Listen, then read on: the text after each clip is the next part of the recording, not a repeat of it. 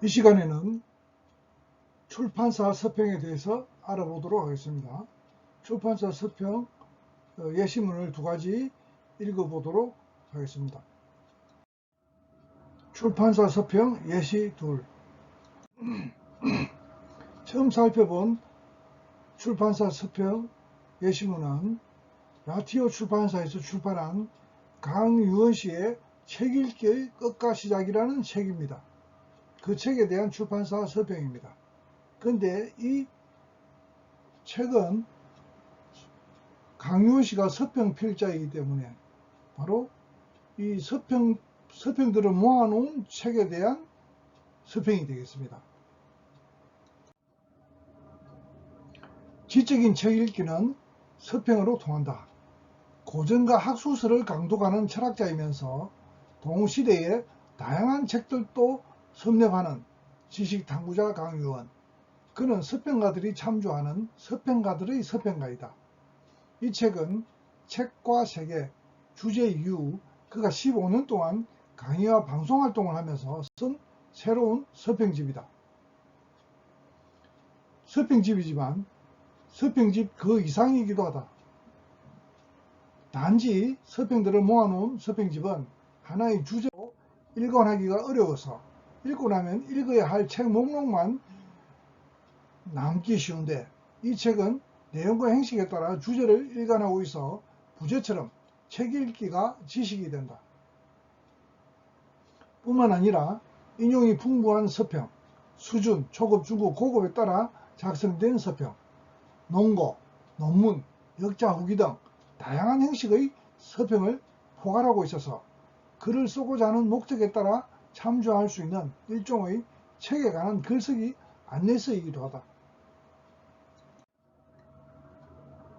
학생이자 학자로서 공부를 잘하려면 어떻게 책을 읽어야 할까로 시작된 책에 대한 저자의 고민은 이후 학교 밖에서 대중을 만나면서 어떻게 하면 서평을 잘 쓸 수 있는가 라는 고민으로 확장되었다. 문서를 추천하는 서평 전문가로서, 철학과 사상을 대중들에게 가르치는 선생으로서 그동안 쌓인 책 읽기 경험과 서평 노하우를 이 책에 녹여낸 이유도 이 때문이다. 독자들은 이 책을 통해 목 짚는 책 읽기와 서평 쓰기 여정에 동참함으로써 수동적인 독자가 아니라 적극적인 지식 탐구자로 나아가는 구체적인 계기를 마련할 수 있을 것이다. 책을 읽지 않는 이유는 아이건 어른이건 글에 익숙해져 있지 않기 때문이다. 욱 참고 앉아 진득하게 글을 읽는 일부터 해보자. 이런 점에서 글 읽기는 머리로 하는 게 아니라 몸으로 하는 것이다.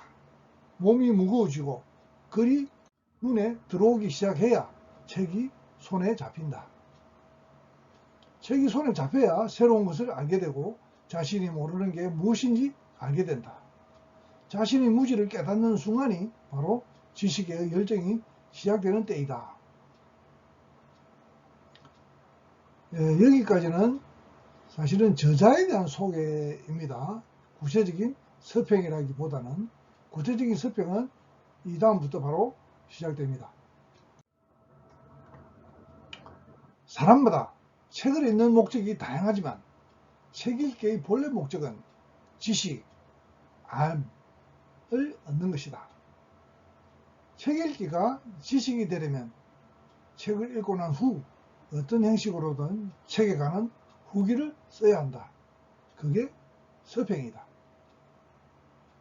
서평은 나를 위해 내가 읽은 책을 갈무리해 놓는다는 점에서 책 읽기의 끝이지만, 그 서평을 내가 다시 읽거나 또 타인이 공유함으로써 또 다른 책 읽기로 이어간다는 점에서는 책 읽기의 시작이다. 그러니까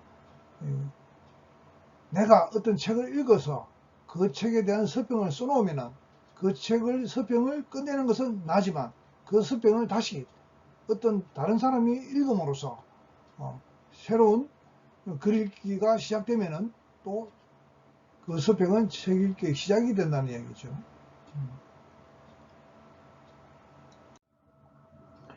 외국의 서평가들은 자신만의 고유한 구성 방식과 문체로서 서평을 쓴다. 런던 리뷰 오브 북이나 더 뉴욕 리뷰 오브 북스. 안타깝게도 한국에는 이런 잡지들이 없다. 그런 것들에 기고하는 서평가들이 많다. 그렇다는 뜻이죠. 그런데 그런 서평가들은 각 서평자 자신의 고유한 구성 방식과 문체들이 다 있다. 그런 뜻이죠. 그러나 그런 외국의 서평가들이 자신의 서평을 어떤 방식으로 쓰는지, 즉 자신의 작업 방식 자체를 서평 형식으로 써놓은 책은 찾아보기 어렵다. 나는 서평을 이런 방식으로 씁니다 하고 자신이 쓰는 서평 형식이나 그런 방식을 소개하는 책은 없다는 거죠. 그러나 강윤의 책 읽기의 끝과 시작은 이렇게 강윤 나름의 어떤 서평 구성 방식과 문체를 소개하기 위한 그런 시도다, 이런 뜻이죠. 서평으로 이루어진 서평 쓰기 방법론의 책이다, 그런 뜻이죠. 따라서 서평 쓰기의 시작과 끝이라 할 수도 있겠다. 그러니까 강유원 씨 입장에서는 책 속에 들어있는 서평은 강유원 씨로서는 서평을 쓴 것이죠, 끝이죠. 그러나 서평 공부를 하는 서평 지망자들, 서평가 지망자들이나 또 그 책을 읽는 그런 독자나 그런 사람들은 다시 그 서평을 읽고서 다시 그 책을 다시 읽게 된다든지 하니까 다시 새로운 서평 쓰기의 시작이 된다는 이야기죠. 이 책에서 저자는 어떻게 하면 다양한 수준의 책들을 적절한 방법으로 접근하여 읽을 수 있는지, 그리고 그것을 가치 있는 지식으로 남기기 위해서는 어떻게 서평을 써야 하는지를 자신이 쓴 여러 형식의 서평들을 예로 들어서 조언하고 있다. 이 서평들은 각 분야에서 표준 도서라 할 만한 책들을 선정하여 해당 주제에 관한 정통 지식과 통찰력 있는 관점을 서술하고 있으며, 이는 우리에게 유익한 삶의 경로를 제시해 준다. 이 책은 제1, 2, 3부와 부록으로 구성되어 있다. 제1부에서는 책의 내용을 파악하는 여러 방식들을 세부 항목으로 나누어 설명하고 각각의 항목에 초점을 맞춘 서평을 예시하였다. 제2부에서는 서평의 종류와 형식을 아주 기본적인 것에서부터 논문 형식까지 설명하고 이에 해당하는 서평들을 묶었다. 제3부에서는 1, 2부에서 설명한 책 읽기 방식과 서평 쓰기 형식들로 작성된 서평들을 근대화 정치 그리고 인간이라는 주제 아래 모았다. 이 주제에 대한 개념 설명과 사상의 측면을 다룬 서평을 앞에 두고 특정 시기와 국가 그리고 구체적인 개인들을 다룬 서평들은 뒤에 두었다.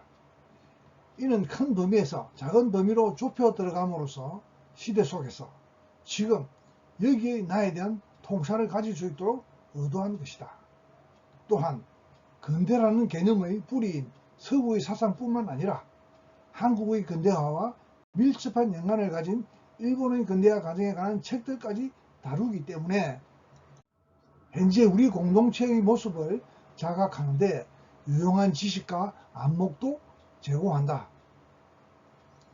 부록으로는 아주 긴 서평 형식으로 쓰인 장류의 이름 읽기를 실었다. 오래전에 단행본으로 출간되었으나 지금은 구할 수 없어 아쉬워하던 독자들에게 반가운 소식이 되길 바란다. 이 책을 지식 탐구를 위한 책 읽기와 서평 쓰기라는 목적에 맞게 읽으려면 3번 정도 반복해서 읽는 것이 좋다. 처음에는 순서대로 읽으면서 서평의 내용과 저자의 통찰을 파악하고, 두 번째에는 책 읽기 방식과 서평의 형식이 대상 도서의 내용과 어떻게 조화를 이루는지에 주목하여 읽고, 세 번째에는 직접 서평을 써보겠다는 생각을 가지고 관심이 가는 주제와 형식의 서평들만 골라 읽는 것이다. 마지막으로 이렇게 골라 읽은 서평들의 대상 도서들을 직접 읽어보고 서평을 써서 저자의 서평과 비교해 보는 것도 좋을 것이다.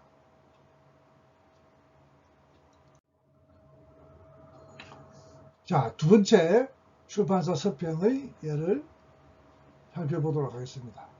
두 번째로 볼 서평은 문학동네에서 출판한 필립 로스의 아버지의 유산이라는 자전적 에세이입니다. 에세이집이죠. 정영목 번역가가 번역한 것입니다. 이것은 필립 로스라는 사람의 삶과 죽음에 대한 자전적 에세이라고 할 수가 있습니다. 필립 로스는 에세이 작가죠. 에세이 작가. 소설가, 에세이 작가. 그래, 아버지는 정말이지 오랫동안, 아주 오랫동안 기품 있는 전투를 해왔어. 필립 로스의 아버지 허먼 로스는 86이 되던 해에 뇌졸중 판정을 받는다. 미국으로 건너온 유대인 이민자로서 강인한 인내심을 갖고 한 가정을 이끌어온 그는, 필립 로스의 아버지를 말하는 거죠. 허먼 로스는 메트로폴리탄 생명에서 보험 판매원으로 시작해서 근면한만을 무기로 지점장까지 올라간 인물이다. 필립은 아버지가 죽어가고 있다는 사실을 알게 된 후에 깊은 절망에 빠지고 아버지의 뇌를 점령한 종양으로 인해 이미 얼굴의 절반이 마비된 아버지는 빠른 속도로 죽음을 향해 나아간다. 로스, 필립 로스죠. 그는 우연히 찾아가게 된 어머니의 무덤 앞에서 자신이 결국 아버지를 떠나보내야 할 때가 되었음을, 그리고 그 일을 결코 간단히 받아들일 수는 없을 거라는 그런 사실을 깨닫는다 이거죠. 예감하는 거죠. 그동안에 아버지의 인생에 대해서 그렇게 깊이 있게 생각하지 않다가 이제 아버지가 뇌졸중으로 또 종양으로 죽게 되니까 비로소 아버지와의 관계를 새삼 생각하게 된 것이죠. 지금으로부터 2달 후에 필립 로스의 아버지 허먼 로스죠. 허먼 로스 아버지는 요양원에 있을 거고 간신히 숟가락을 들어 올려 시리얼이나 떠먹을 수 있는 거야. 지금으로부터 2달 후에 아버지는 어딘가 침대에서 좀비가 되어 정맥급식을 받고 있을 거고, 나는 한때 아버지가 자기 아버지, 즉 할아버지죠. 자기 아버지 옆에 앉아 있었듯이 아버지 옆에 무력하게 앉아 있게 될 거야. 이렇게 상상해 보는 거죠. 지금으로부터 2달 후에 아버지는 오늘 아침에 내가 가보게 된 그 묘지에 있을 거야. 엄마 옆에 묻히게 되면 거기에 있을 거라는 얘기죠. 아버지의 유산이라는 책은 중년의 나이에 접어든 아들 필립이 노인이 된 아버지의 죽음을 지켜보는 이야기이다. 여러 의사를 찾아가 검사를 받은 아버지는 끔찍한 수술을 견뎌내지 않으면 가망이 없다는 사실을 알게 된다. 그리고 수술을 한다고 해도 살아날 가능성은 극히 희박한 상황이다. 그러나 그는 절망적인 상황에서도 삶에 대한 강력한 의지를 잃지 않는다. 이때 그는 아버지 허먼 로스죠. 허먼 로스는 고통스러운 검사 과정과 수술 방법에 대해 들으면서도 그것에서 도망치려 하지 않고 똑바로 자신의 상태를 마주한다.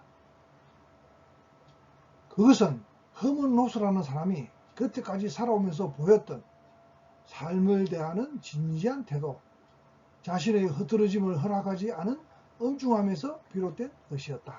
항상 그렇게 살아왔다는 거죠. 어떤 인생을 대할 때 그렇게 빈틈없이 진지하고 흐트러짐 없이 엄중하게 대처해왔던 사람이다. 그런 뜻입니다. 그렇게 치열한 삶을 살아온 한 사람이 죽음에 대항해 격렬히 투쟁하는 모습은 자못 숭고하기까지 하다.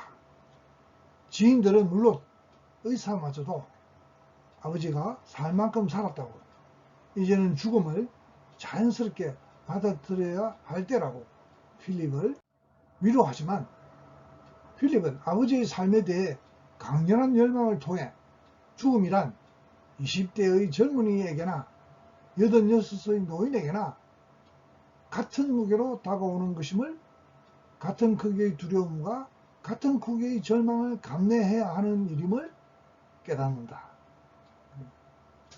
죽음은 무자비하지만 그만큼 또 누구에게나 공정한 것이다. 공정한 것임을 깨달았다. 아버지는 뇌졸 중에 목숨을 위협받고 있는 상황에서도 유대인 공동체인 Y에 다니며 일상을 유지한다. Y는 단체 이름이죠. 아내의 죽음에 대해 죄책감에 시달리며 깊은 슬픔을 느끼는 한편 새로운 사랑을 만나기도 하고 내성적인 친구를 변화시키려 노력하기도 한다. 허먼 로스가 그렇게 했다는 얘기죠.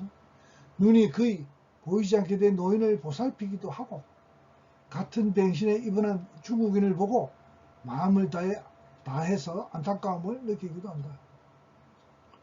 아버지는 다가오는 죽음을 눈앞에 두었음에도 최선을 다해 생생한 남은 삶을 이어간다. 왜? 아버지는 그에게 물을 것이다. 인간은 도대체 죽어야 하는 거요?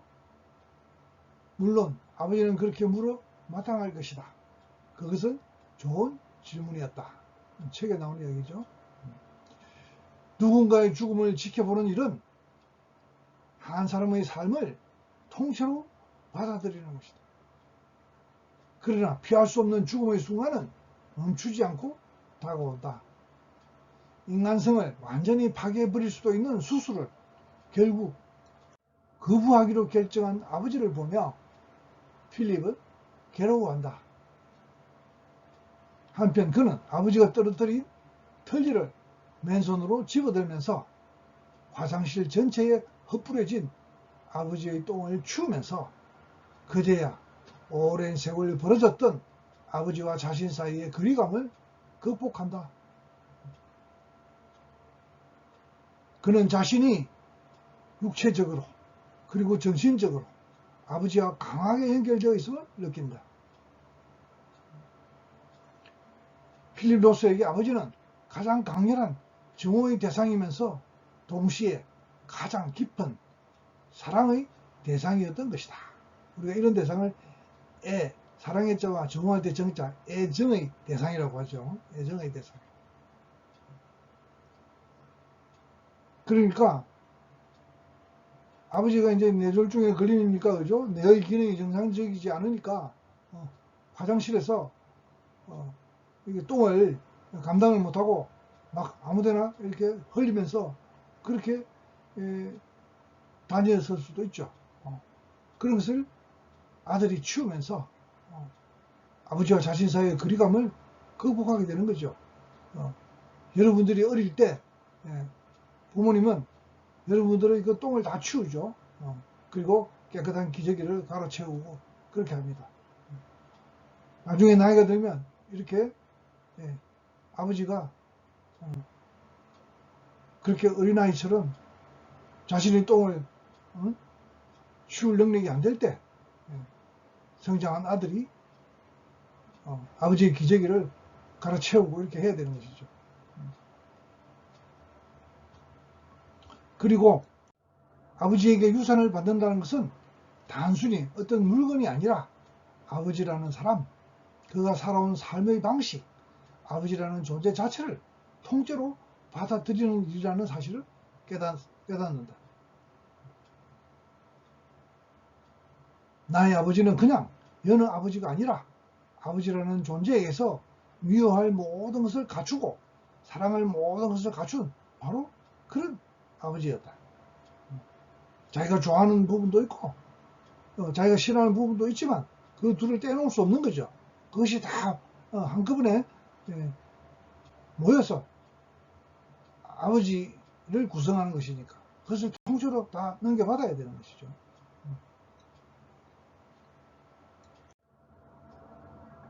평생 동안 자신의 의무를 묵묵히 수행하며 살아온 아버지는 마치 해야 하는 일을 완수하는 것처럼 죽음을 맞이한다. 견뎌야 할 절망을 견뎌내고 겪어야 할 수치를 겪어내고 참아야 할 고통을 참아낸다. 그리고 자신의 역할을 훌륭히 수행한 일꾼처럼 죽음이라는 숙제를 끝마친 후 세상을 떠난다. 한 사람의 인생이라는 것은 자기 개인의 삶도 있지만 또 가족을 이루고 난 뒤에는 가족과 함께하는 삶이라는 것이 있죠. 그 두 개는 그죠. 같이 함께 그 삶을 살아내야 하는 것은 힘듭니다. 자기 자신의 삶만 견뎌내고 참아내고 살아가는 것도 힘든데 그죠. 가족이라는 그런 공동체를 책임져야 하는 그런 입장에서는 어쩔 수 없이 감내해야 할 짐이니까 그것도 가족의 그런 짐도 견뎌내고 참아내고 해야 되는 것이죠.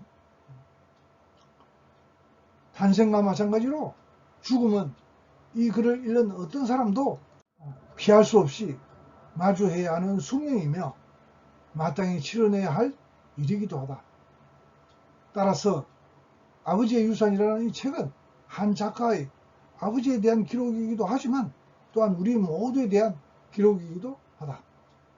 각자의 방식으로 자신의 삶을 만들어가고 또 나름의 방식으로 이 세상을 떠날 모든 사람에 대한 정언이 셈이다. 모두가 각기 다른 방식으로 이 땅을 떠나니까 또 내가 대꾸했다. 모두가 각기 다른 방식으로 이 땅에 살죠. 모든 사람의 싸움이 다 다르고 그 싸움은 절대 끝나지 않아요. 국내 최초로 소개되는 에세이에서 만나는 지금까지와는 다른 새로운 필립 노스의 모습이 이 책에 담겨 있는 것입니다. 로스의 자전적 에세이인 아버지의 유산은 그동안 소설에서 볼 수 없었던 필립 로스라는 소설가의 새로운 면을 만나볼 수 있는 기회이기도 합니다. 그가 지금까지 써온 소설들에서는 등장인물들과 충분히 거리를 둔 채 자조적인 냉소로 인간 삶의 적나라한 진실을 드러내 왔다면, 그러니까 자기 자신의 소설에서는 그동안에 자기 소설에 등장하는 인물들의 어떤 결함, 단점 이런 것들을 아주 냉소적으로 비판하면서 그렇게 소설을 써왔다면은 아버지의 유산에서는 인간과 삶에 대한 무난스럽지 않지만 분명한 애정을 보여주고 있습니다. 자기 자신의 이야기니까, 그죠? 자기 자신의 이야기니까. 자기 자신에게 처한 그동안에 자기가 비판해왔던 그런 문제를 자기 자신의 삶에 대해서는 받아들일 수밖에 없는, 애정을 보일 수밖에 없는 그런 상황에서 쓴 글이다, 그런 이야기죠. 비극적인 상황에서도 여전히 유연한 유머와 단단한 서사적 전개를 바탕으로 마음을 울리는 진실한 목소리를 들려주는 이 글은 많은 독자들의 마음을 사로잡을 것이 분명하다. 한 시대를 대표하는 거장이 자신의 내밀한 감정을 천부적인 이야기꾼의 감각으로 그려낸 이 책은 가장 뛰어난 에세이가 줄 수 있는 지극히 순수한 형태의 감동을 독자에게 선사할 것이다. 그러니까 소설만 써온 이 필립 로스라는 소설가가 자신과 자신의 아버지 이야기를 쓴 에세이 방식의 이 글은 자전적 에세이죠. 에세이는 또 남다른 감동을 줄 수 있다는 거죠.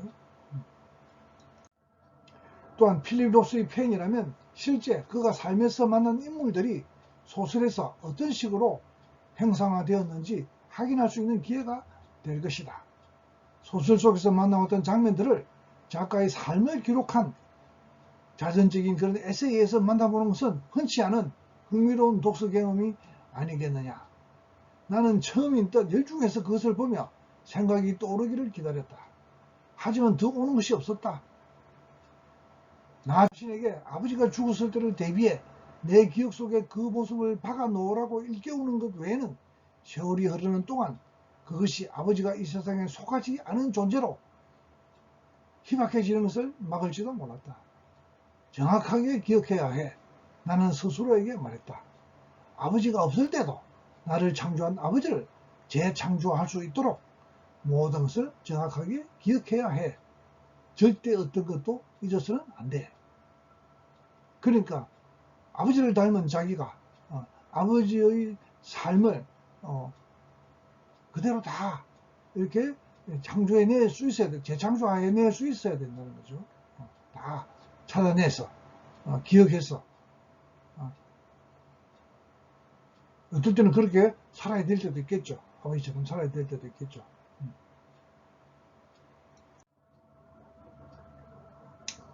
여기까지입니다. 질문사항은 밴드 질답 채팅과 이클래에서 질답 게시판을 활용해 주면 되어 있고 문자로도 질문을 해주면 답을 하도록 하겠습니다. 이상입니다.